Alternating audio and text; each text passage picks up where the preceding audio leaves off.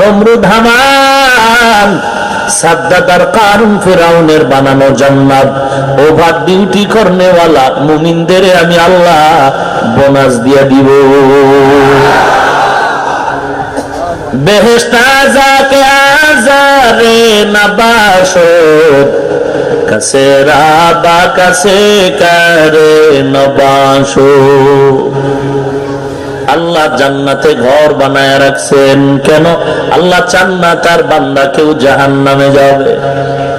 আল্লাহ তাআলা সবাইকে ডাক দিলেন, ইয়া ইবাদি, হে আমার প্রিয় বান্দা বান্দিরা।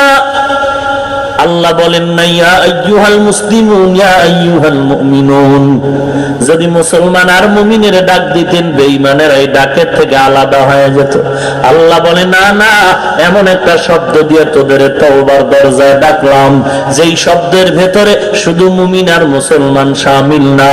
তুই যদি হিন্দু ধর্ম পালন করো, আয় আয়, তোরে ডাক দিলাম, তুই আমারই বান্দা। তোরে হরে কৃষ্ণ বানায় নাই, তোর মতো হিন্দু লোকটারে আমি আল্লাহ বানাইছি, তুই আমারই বান্দা। তওবার দরজায় ফিরে আয়। এখনো যদি তওবা করে মূর্তি পূজা ছেড়ে দাও, আমি আল্লাহ মুহূর্তে তোর সব গুনাহগুলো মাফ করে দিব।